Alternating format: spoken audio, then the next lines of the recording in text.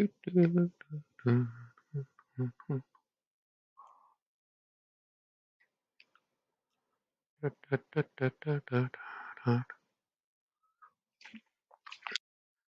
morning, if you're there. There's supposed to be 7 students waiting. Oh, good morning. Oh boy, good morning. Oh, good. So at least there are 3 of you. Let me just check. It'll mess this thing up again. Okay, Matthew's there as well. Chantonay, good. And Tristan, okay, so we've got 5 or so. All right, now back to my presentation here. Oh, let me switch back to chat again. All right. Whoop, I lost my presentation. What happened? Let's go back here again. Did this to me yesterday morning. Let's and let's try presenting slides again.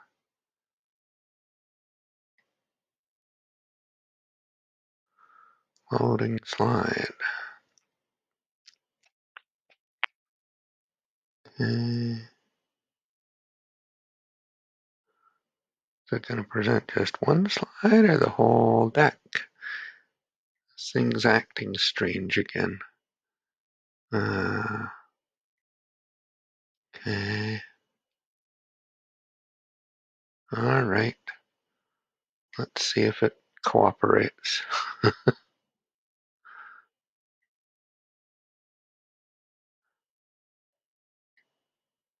All right. Okay. So we can get started. Bunch of business. One is, as you can see, you're still not seeing a grade for assignment 4. It's because I still haven't gotten my marking finished. That I apologize for that. I've got a big stack of marking on that, as well as people that have resubmitted assignments or that sort of thing, that the marking's piling up and I've got to get it done soon. If you're among those that have missed things, you've missed a quiz, you've missed a test, you've missed an assignment, and I don't think that applies to this group that are on the call this morning, but if you are, I'm still taking stuff. I'll take stuff up until probably Monday, and then I got to close things off because I've got to start getting grades calculated. And what else is there? The assignment 5 is due this Friday. That's our last assignment. And on Saturday, we've got our last quiz. Yesterday, I was still getting people asking, when's the final exam? There is no final exam. On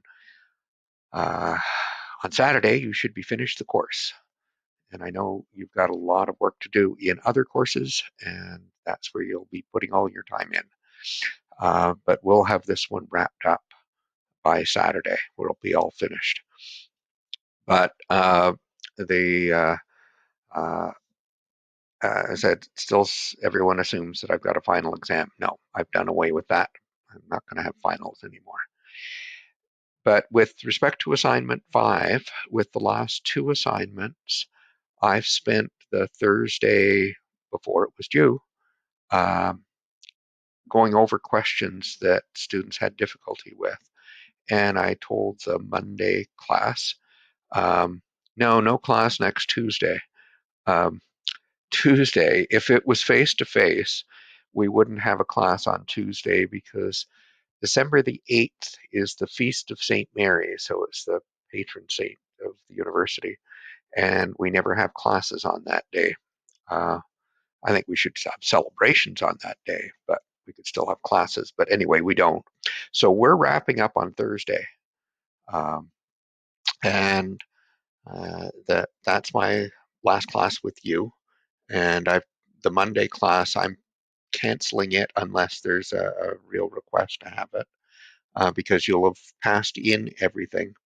And yesterday I had one of the sections yesterday had 2 students participating in. Um, and the other one, I don't think it was very many, but it was funny yesterday. Anyway, the uh, uh, if you'd like me to go over things to do with assignment 5, prompt me at the beginning of class on Thursday. If you've got questions about assignment 5 now, I can talk about them as well. Um, yesterday's crew basically said, no, no, no, leave it for another day or two. Um, and that may be the case with you, that everybody is incredibly busy at the moment. But I'll go over questions on it on Thursday and then try to squeeze in the remaining chapter. We've got chapter 12 on deployment, which I'm going to focus primarily on some guidance about how to do graphs well.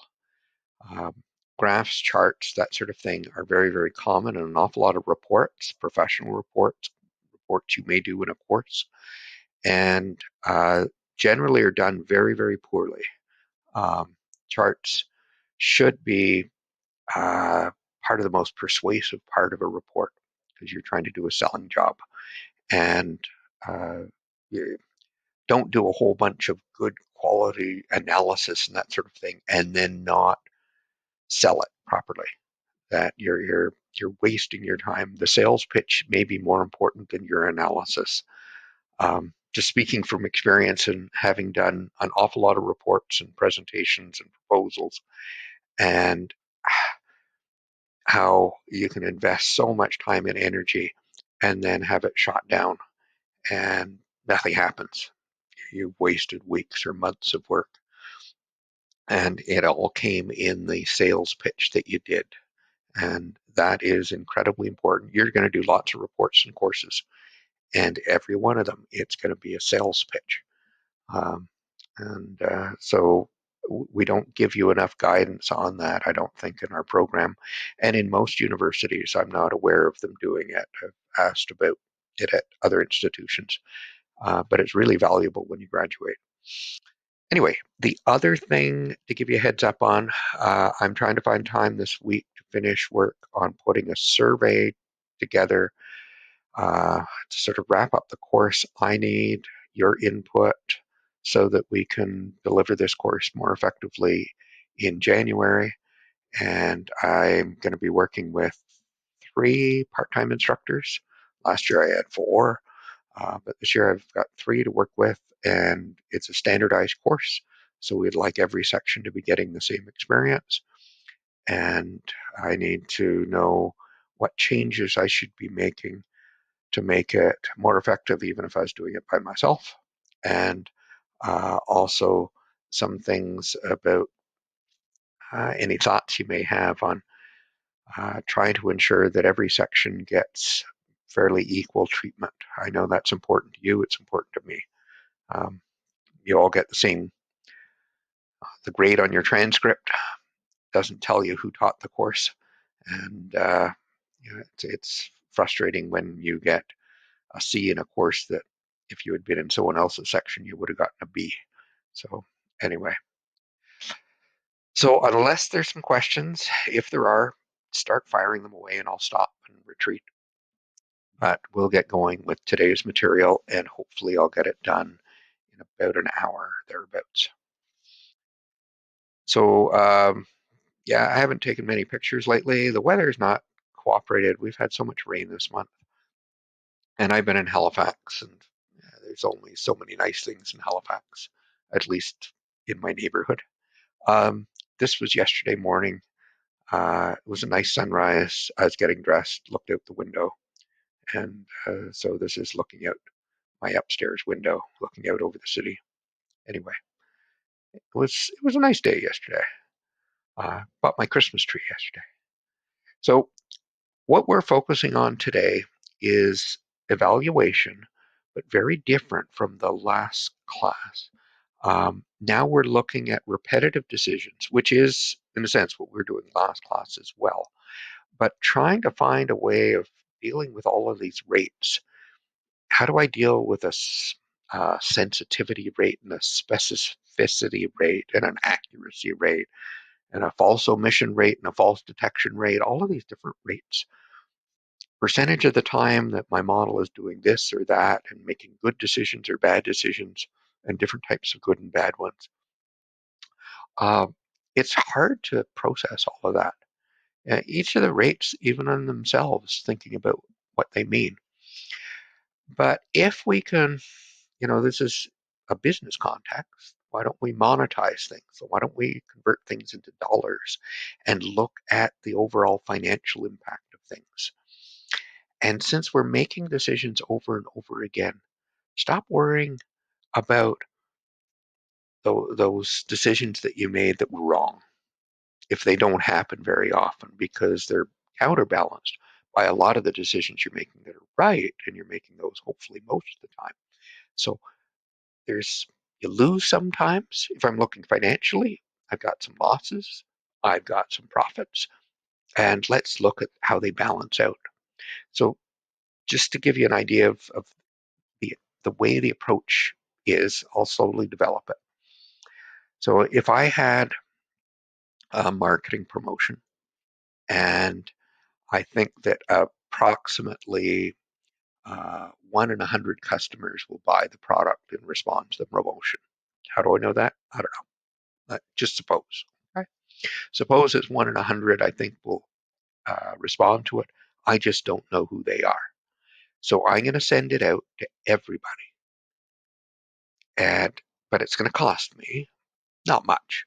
It's only going to cost me 10 cents per customer that I send this out to, probably electronically. And if they buy the product, I'm going to make $15. And if they don't buy it, I've wasted my 10 cents. That, maybe this is a click-through rate or something that I'm using with an online ad. So was the promotion a good idea? That's the question. And because when I win, I make $15. When I lose, it's only a little bit. But I lose a lot of the time, 99 times out of 100. So we could look at, what would you expect to see? It's sort of like the approach I was using before with probabilities, where it's hard to visualize them because they're abstract. So let's assume we've got a huge number of customers and then see what happens on average with those customers. Use that same sort of approach of trying to move from having probabilities to making it concrete, and then try to interpret what we've got. So if I had 100,000 customers that this is being sent out to, and 1 in 100 is going to buy, then that's 1,000 people. And that would mean a profit of $15,000 from them. But then I've got 99,000 people that aren't going to buy, and I spent 10 cents on each of them. That works out to almost $10,000, $9,900. But it's still profit versus cost. I'm still ahead by slightly more than $5,000. $5,100 is going to be my net profit here. And if I average that out across customers on a per customer basis, how much money am I making? I'm making about 5 cents. 5 cents per customer. Doesn't sound like much. It's because I've got, that one sale in 100 and making $15 versus the 99 that I lose 10 cents on. But on average, it's 5 cents per customer. Not a lot of money, but if I'm looking at 100,000 or a million customers, then that can be a lot of money. It's a small number times a really big number. So I don't need to make a lot of money per customer if I've got a very, very large number of customers that I'm chasing after. And this average may not make an awful lot of sense because I don't really make 5 cents off each one. I either make $15 or I lose 10 cents. So it's one or the other. But on average, it's 5 cents. If you can think of the average. I'm not sure. At times those averages bother me. That this is given a special name. We call it expected value. And we do it in a more formal fashion with the probabilities. And so if you take the outcome, the profit or the loss, times the probability, and you multiply those and for each case and add them up, you get expected value. So my probabilities are going to add to 1, 0.01 and 0.99, and the outcomes are $15 and minus $0.1, and that gives me, in the end, my 5 cents. And as I said, this is known as the expected value of a variable or expected value of a decision. And it is the far and away the most widely used measure of performance for decisions under risk, in a business context where we can monetize things and put dollars on them. If they were people that you saved and people that you didn't save with a treatment for a disease, your miracle cure versus, it cures 1 in 100 people, but 99 in 100 die, and here are the profits and the losses you aren't going to try to monetize those sorts of things. There are a lot of social issues we have trouble assigning dollars to. And you don't want to, sometimes talking in averages when you're talking about health outcomes and that type of thing gets into a tricky area. But you can do the same thing. It's just we're very uncomfortable working with averages that are averaging out a really good outcome with a really bad outcome when those aren't dollars that you're working with. So that promotion sent a promo to everybody. Suppose we've got a model, because that wasn't a decision, that wasn't a data analytics thing, because we aren't making any predictions. That we're just sending it out to everyone. What if we had a model that helped predict and tell us who were the good customers and who were not? And let's suppose our model suggested that we send the promotion only out to 2,000 customers, and about half of them buy it and about half of them don't. It's better than 1 in 100. But among those that don't, that are unlikely to buy, we're very good at weeding them out. We're capturing 900 out of 1,000 good customers. We're correctly identifying them. We're correctly identifying the people unlikely to buy almost all the time. About 99% of the time, we're identifying them. So it's got a fairly good performance measure, and I'll look at those in a minute. But you do have to note that I'm still sending it to a whole bunch of people that are unlikely to buy. But it's a different situation. I'm going to lose 98 customers that I could have made a profit from, but I'm going to save money by not sending it to almost 98,000 customers that were never going to buy it in the first place. So how do those balance out? I can do this the same way again.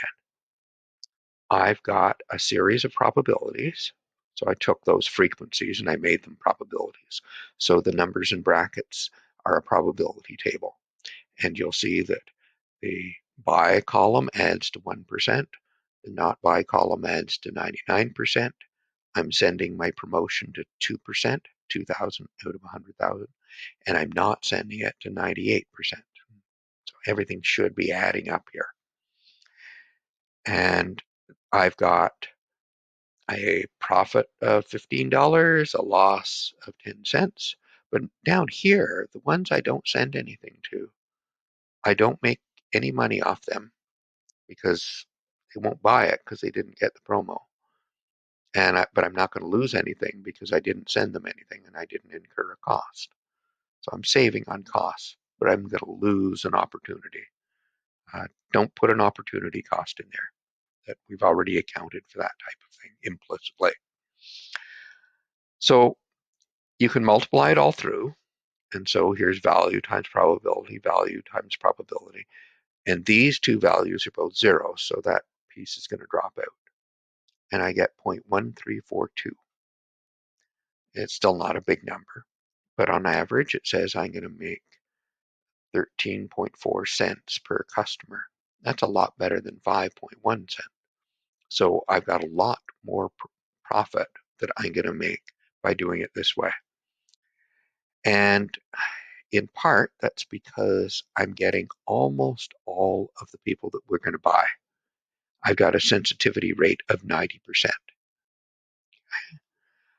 So I'm going to get most of the profit. And on the other hand, my specificity, hey, I said it right that time, is 99%. I'm not going to send it to very many people that aren't going to buy. So I've cleaned it up quite a ways in that sort of thing. So I've combined those various metrics, and by putting dollars onto things and found a way to interpret, is 90% good for a sensitivity rate with versus 99% with a specificity rate? What if I could increase sensitivity to 95%, but with a specificity that's down at 92%? I've got these trade-offs up and down. I don't know how to evaluate these two rates. Usually to increase one, I've got to decrease the other. But this way tells me how to combine them because it tells me about the consequences and takes that explicitly into account. Generally, it's hard to understand these risks we're taking without being able to combine that information with the consequences and bringing them together, not trying to look at the two things and abstractly weigh them. That I would have had in this instance two different rates I'm looking at and two different consequences, four numbers. Too much. But in this one, I only had consequences with two cases because the ones I didn't send the promo to, there was no consequence to. So that was really simple. What if I've got more? So um, if I was looking at credit card transactions and whether or not they're fraudulent or not, and I've got a lot of accounting records from the past, and presuming that the future looks like the past, that the I could go and look and see, well, what percentage of transactions are fraudulent. Just for illustration, in this one, I'm saying it's 1 in 100. That sounds awfully high. It's probably much lower than that, but I honestly don't know what would be common. And suppose I've got a really good model that, and this is one we use, it was in day 21, not day 20. Anyway, I've got a good model for predicting what's going to happen. It's one that among the fraudulent ones, I get it right 80% of the time. Okay, so the bad guys catch 80% of the time. And with the valid ones, I approve those 99% of the time. I don't care if you call which one which in terms of sensitivity or specificity. Um, they're opposites of one another with these two outcomes, but these are the two correct decisions we're making. So it's a model that seems to work reasonably well. What's the impact of this? So we've got to look at the financial impact of each of the choices and what happens. So, excuse me. So let's, and these are just invented sorts of numbers. Um, suppose a valid transaction results in a profit of $15 in fees and interest. And I don't know if you've thought about how banks make money off credit cards, but they charge the retailer, the person you bought something from, 2.5 to 3%. It's a lot. If you bought something for $200, then they're going to make $8 to $12 in fees off of that transaction. Okay? And if you bought something a lot more expensive, then it's even more than that. It's for businesses that have a very, very small profit margin. this is challenging for them. And then if a certain percentage of the customers, if they bought something, they're not going to pay it off right away, and so they're going to pay interest. Not every customer. Many of the people pay off their balances, so the company won't attract interest as a source of income. But if they do, I've got both the fees I charge the retailer and the interest I charge the customer. So every transaction makes money. More transactions is more money from the perspective of the bank. But then if I have a fraudulent transaction, now that's bad news because the bank is on the hook for that cost, and depends upon what, on average, a fraudulent transaction amount might be. Let's just suppose the average is $500. Maybe it's more than that, I'm not sure. But if the average fraudulent transaction is quite large, like $500, then I've got problems. That they now, if a fraudulent transaction is rejected, then I've saved myself some money. I'm not going to lose anything, but I'm not going to make any profit because it's rejected. So there's no fees, obviously, and that because I've caught the fraudster, I'm not losing the $500. So it nothing happens. Okay, I've got a zero there. What about a valid transaction uh, that's rejected? Like when I went to Bermuda to recruit students, and after a week there, I went to pay my hotel bill, and TD rejected my credit card. I was mad. um, they You lose goodwill, you lose trust, and you don't want to use that credit card because you don't know if it's going to be rejected or not, and it's quite embarrassing. Or there can be serious consequences in terms of how do you pay your bill if your credit card doesn't work. Um, so we should assign some value to it, but we don't know what it is. So this is awkward. They and we'll address that issue in a few minutes. But let's give it a number just to start with, because it is costing us. Sooner or later, it's going to cost us um, when we make customers upset. So let's look at the expected profit. Oh, my slides have stopped. Have they? Looks like it. I think so. Let's see if I can move it this way. Nope. Next. Nope. Okay. Plan B. This is what we had to do yesterday. Is that the one? No, that's the wrong class. Where are we? Day 22? Is that today? Yep, that's the one. Back up. Uh, there we were. And I've got to get you back. Or me back. I'll get this. Hold on. There we are. Okay. So what's happened here? Well, I can work out the expected profit. I've got $15 times 98% of the time that I approve. This is a valid transaction that was approved. That happens 98% of the time. Here's a fraudulent transaction that was not approved. That's a typo. Fix it in one place, and that happens 0.2% of the time. That the $30 goodwill cost happens 0.0099 is the probability. That's almost 1% of the time. And then there's this last one where I caught a fraudulent transaction. It had zero cost to it. Happens 0.8% of the time.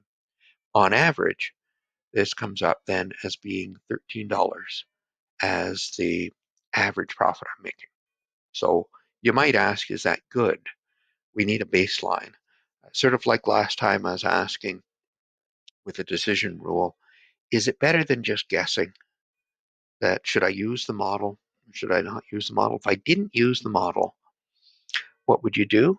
Well, 99 out of 100 transactions are good. So if you were to guess, you'd probably guess and say it's probably a good transaction. And that as a good transaction, then the um, that you would be approving every transaction. So every one of them, it's sort of like sending that promotion to every possible customer. That's your baseline. And that's using no model at all. So 99% of the time I get $15. 1% of the time I lose 500. On average, I make $9.85. So the model is better. It makes me an extra $3.50 or in that sort of neighborhood uh, per transaction. And if I process a few million transactions, that's a lot of money. So it's a good model by the looks of things. That should we believe the numbers we use in the analysis, though? And that's a good question to ask. That uh, I've got historical data, and I could probably work out on average how much profit I'm making per transaction. That's a good one. And I can probably find out on average how much am I losing every time there's a fraudulent transaction. So those numbers I'm comfortable with. That my probabilities I'm probably comfortable with because I've got historical data on how much fraud takes place and how well my model performs. So those numbers are reasonably accurate. But the $30 goodwill, no, okay, that isn't. Um, I just made it up. And you have to wonder, well, is my model only good because I picked a small number for the cost of goodwill? If I'd picked a higher value for cost of goodwill, I probably wouldn't be making as much money, as much profit. Um, I know from an accountant's perspective, this thing is not going to be measurable, and the accountant may say, well, we can't include this because it doesn't appear in our chart of accounts here at all, that we don't record this as a real thing on the books, but it's happening. So you could try doing something that we suggested you look at in Quant 1. If you did Quant 1 with us, we asked you questions about sensitivity analysis and linear programming. When you did break even, they may have done some, in a sense, sensitivity analysis, some what if analysis. And it's generally a good idea when you're not sure about some of the numbers that you've got. With break even, you may not be sure about what price people are really going to pay. And what if my costs happen to go up? So with this one, I could say, well, let's try $50. Let's try $100. No sense trying $10 because if it's profitable at 30, it's going to be profitable at any lower figure than that because this is a cost. So I'd like to know how high would that cost have to go before I change my mind.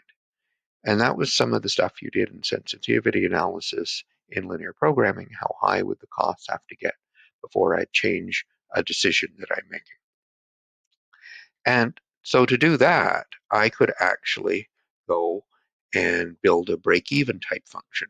I could say, do nothing, don't use the model, or on the other hand, use the model. Remember, when I don't use the model, there's no loss of goodwill because I approve every transaction.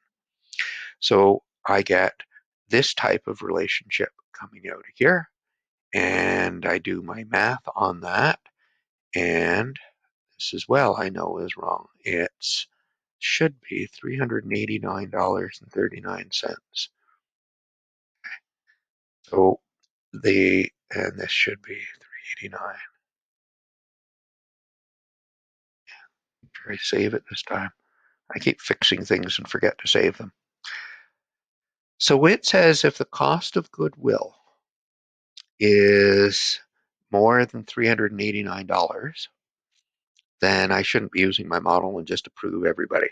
$389 is an awful lot of money. That, it's almost $400, almost $500. That's the cost of a fraudulent transaction. And I'm saying rejecting something because it's fraudulent. I'm trying to save myself some money from having that big expense. Is just as much or almost, it's a little bit more than of making a customer upset. I'm not sure about that.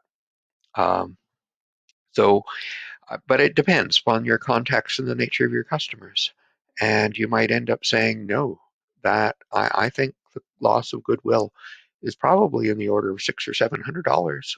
Well, then I'd be saying, no, my analysis is wrong. Very often we can't come up with a number specifically, but we can get a sense of, you think it's less than the threshold or more than this threshold? And if you think in this case it's more, you shouldn't be using the model. The model doesn't work well enough.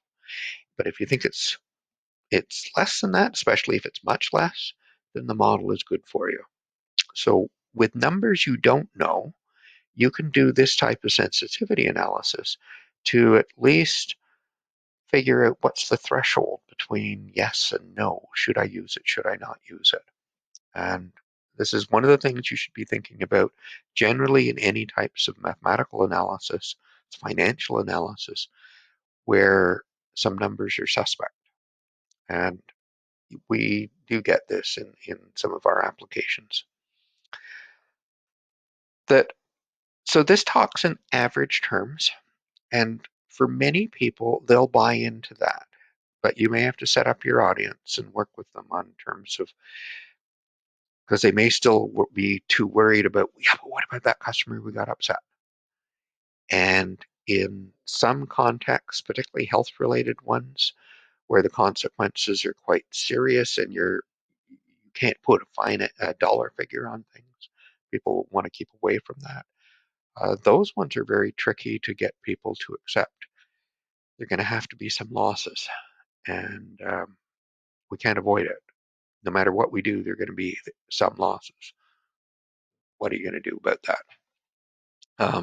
But anyway, uh, one-time decisions are trickier um, in terms of the way we interpret risk and probability.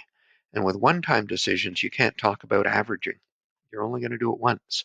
So if you lose, there isn't an opportunity to make the money back again. When it's something that's happening over and over again, like these credit card transactions. Oh, I lost $500. Oh, yeah, but on the next 99 customers, I'm going to make $15. That, so even though we get hit with losses sometimes, we know that there'll be pluses in other times, and on average, we're ahead. So, but do these happen in data analysis and data mining problems? Do we really get this? No, no, we really don't. Um, because we need a lot of past data. So with the credit card example, obviously it wouldn't happen once, but I wouldn't have a whole pile of data if it only happened once, because I need a lot of history of how often things were good or bad or that sort of thing. We don't have unique situations when in data mining. We only can build models around things that have happened many, many, many, many times. That so why look at it? In part, it's because again, I frequently think about implementation, about deployment when I'm doing problem solving. It isn't enough to come up with the best idea. If people won't accept it, it's useless. And how am I going to implement this? And implementation involves getting buy-in. And when you're getting buy-in associated with risk, you've got to understand the psychology of the risk that's there. And some people can't differentiate between repetitive decisions and one-time decisions. So let me look at this. Whoops, sorry. Oh, wait. So I'll do a really simple one that's a repetitive one first.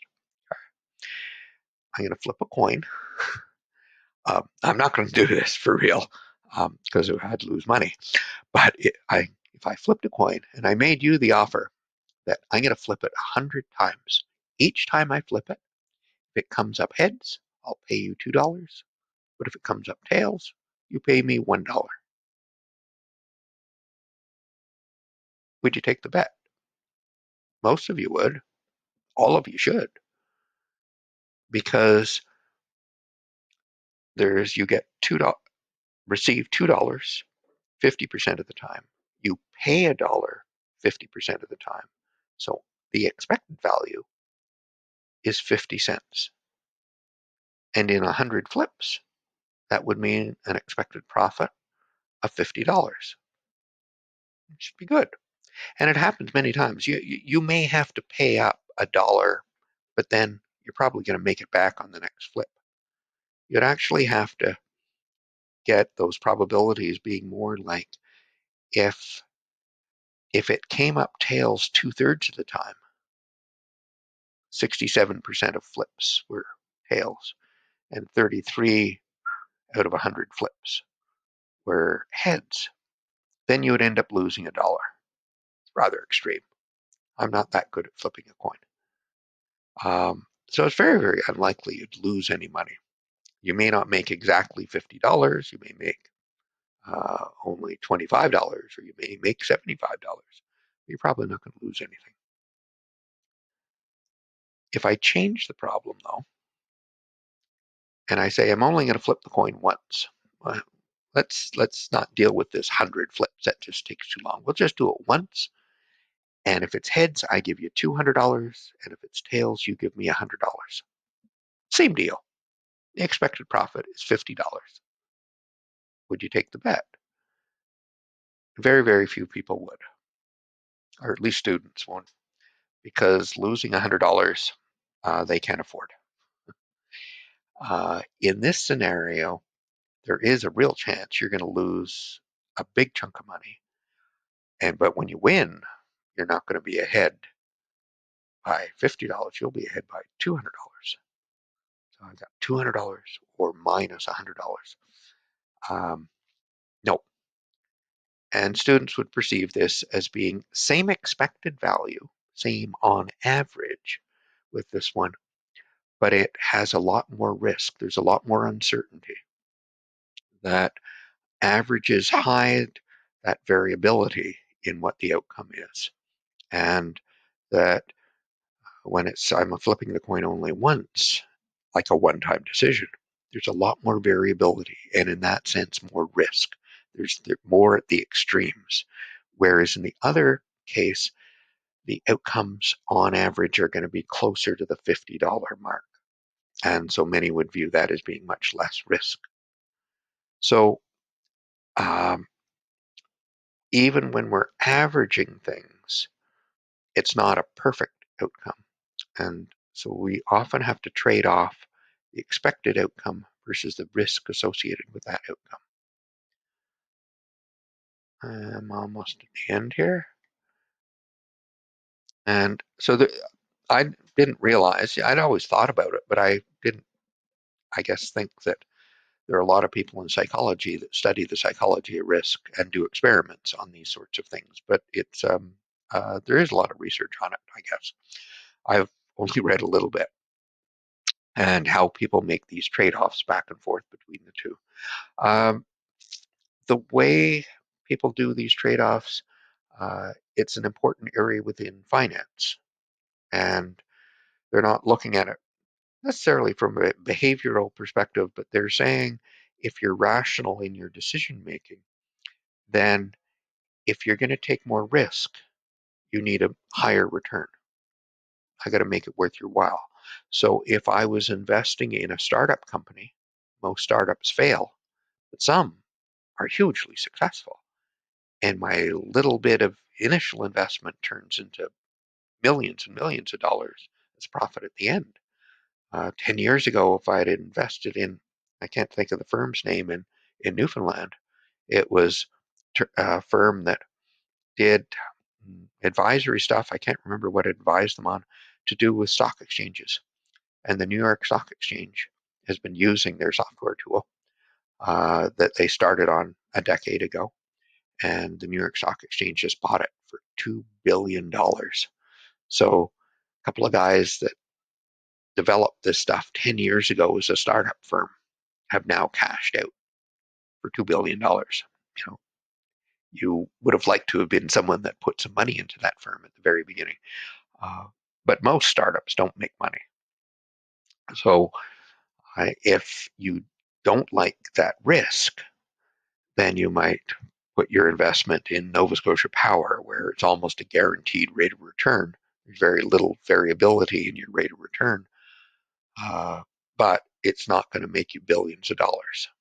That you've got to trade off between the two, and that's a lot of stuff in finance is built around those sorts of things.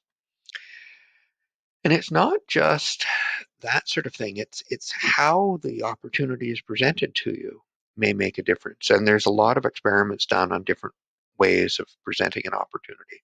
I'll just show you one that I read about that looked at you're offered the chance at getting $6,000 or $3,000. That the I'll give you a 45% chance of getting $6,000, almost like flipping a coin, or a 90% chance at getting $3,000. So that this one again can be seen as a risk return type trade off. The 3,000, both of them have the same expected value. Both have an expected value of $2,700. But in one, you're almost guaranteed $3,000. There's very, very low risk. The other one, though, you're offered twice as much money, but at a lot more risk. Most people will say, I'll take the $3,000. That the uh, at, uh, you're almost guaranteeing it to me. I might as well take it. I'd be crazy to gamble for the 6,000 unless I didn't care about winning one way or another. But most of us would rather have that money in our pocket. There's an expression: a bird in hand is worth two in the bush. That having one for sure is worth twice as much where there's risk involved. But if I change the probabilities, again, same sort of way, that one probability is twice the other one, but I make them really tiny probabilities. So there's a chance of 1 in 500 of getting $3,000 and a chance of 1 in 1,000 of getting $6,000. So it's rather extreme. In both cases, you're likely not to get any money at all. They still have the same expected value, but most people will gamble. Why would they gamble? Um, well, they're not expecting to win in either case.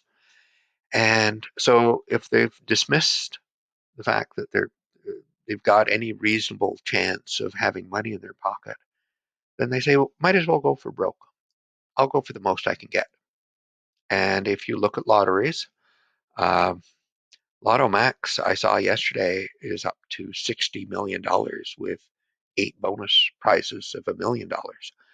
Um, huge number. They're expecting a huge number of people to bet on Lotto Max because the jackpot is so big. The chance of winning is so small, but it's just the amazing. Like, what would you do if you won $60 million? It's more than most of us can possibly imagine having. Um, that so we seem to, if probabilities are really small, we like to gamble. We'll take the high risk. Whereas if the probabilities are quite large, we'll go for the sure thing. So our behavior is different settings. And this is important when trying to present risk to your audience and getting buy-in. A lot of them have difficulty interpreting these things, especially they will think about one-time risk versus average risk. So with some of the lottery players, they're looking at on average because they play all the time versus going in and playing once in a while and betting a huge amount of money. They'll view the risk differently, that spreading it out over time. So there are lots of these things, and we're not always rational in the choices we make. That some of our choices are really not. Um, it just, we get scared. Some days we may be very risk averse and we're very, very cautious. And other times we take crazy chances on things. And you have to wonder, why do we do this? Why are we sometimes very, very careful? And other times we take big risks. Uh, Sometimes uh, it's taking the risk because you want the outcome, you want the result. So if it's a project that you really want to see happen, even though there's a lot of risk associated with it, maybe you're going to get praise or something for being successful and you're not worried about the negative aspect of losing, um, and you'll push ahead with it. That in other instances, it's the other way around. Sometimes when we're looking at decision makers around a table on a proposal, those, if the project fails, who's affected by it? If the project's successful, who's affected by it? And they may be two different groups. And so those that are affected by the negative will have a different expected value in a sense because they're incurring the cost. It's going to be their office that has to do the cleanup of the mess you've made. And the ones where if it's successful, they get the credit for it. It was their idea, that they're going to be pushing for it. And so it's interesting to see the play that happens there. So the way you present risk with your proposal, you may have to be speaking to two different audiences at the same time. And if you haven't really taken careful thought and consideration of this, you may find that your great idea gets shot down because those that are afraid of risk are inflating the risks. The risk may be very small, but they're trying to exaggerate them. In other instances, and I've seen projects that have not gotten off the ground because they wouldn't take any risk and there was almost no downside to it. But I've also seen projects that have been approved that I don't think they really appreciated what the cost was and the downside was. And they ended up going into something that failed. And it was no surprise it failed. That the costs were borne by somebody else, though. The person that proposed it, it seemed everybody forgot about the person that proposed it and was pushing for it. They had different roles. Um, and so I've seen both happen. And in general, I think it's because of an underappreciation for risk and for consequence and how those were communicated. And if you're on the receiving end of interpreting someone else's proposal, again, you should be thinking about these two sorts of things. And are they spinning it to you and spinning one bigger than the other? A lot of public projects, environmental projects, that sort of thing, there's a lot more debate because people see the risks and the consequences differently between the company that's proposing it and the environmental group that's opposing it. That takes us to the end for today, and I'm going to leave it there. In part, what I'm giving to you at the moment is part of deployment, of getting into thinking about how you're going to sell your ideas. And what I'm going to focus on Thursday is how you're doing that with pictures. Because I've said before, I'm a very visual person, and often pictures, which with data generally takes the form of charts, are a very compelling tool for convincing people about things. And the uh, today we're hearing a lot more about coming out of the data analysis people, but it's in general with other proposals as well. When you're presenting a report and presenting a new proposal, you're doing storytelling. And some people are better storytellers than others. Some you just listen to everything they have to say, and others you fall asleep, like me. that part of it is in how to tell a good story. And that's a very popular area at the moment, though most of the stuff I've read about good storytelling, and often they're from a data perspective, I found have not been very good at telling me how to tell a good story. That the other you'll hear a lot about today is data visualization and dashboards. And so it's communicating information visually. Um, infographics is a popular thing. There are all kinds of these gimmicky. To my mind, they're very gimmicky. A lot of dashboards are stupid. Um, that um, in a car, I look at the dashboard regularly because I'm afraid of the RCMP catching me when I'm speeding, or is my speed staying consistent because I'm going to upset cars behind me if I'm speeding up and slowing down. Looking at other gauges to make sure that my engine isn't going to blow up on me or my tire pressure hasn't dropped. So a dashboard in a car is informative and we use it a lot. But a lot of business dashboards you aren't looking at continuously. And some of the types of dashboard ideas get too fancy for the frequency with which we need to review them and make decisions. But still, data visualization, we've sort of done it for trying to get insights about our data for doing data analysis. So it's used at the beginning in charting, but it's also used at the end in selling your ideas and conveying your charts in that fashion. And that's where I want to focus on. We've already talked about trying to get good insight from our data by looking at it visually particularly when we did pivot tables and pivot charts. But I want to revisit this again because there are a variety of charts we have not used, and I'd like to give you a quick overview of some of them. And a lot are very, very poorly used or should never be used. Anyway, my time's up.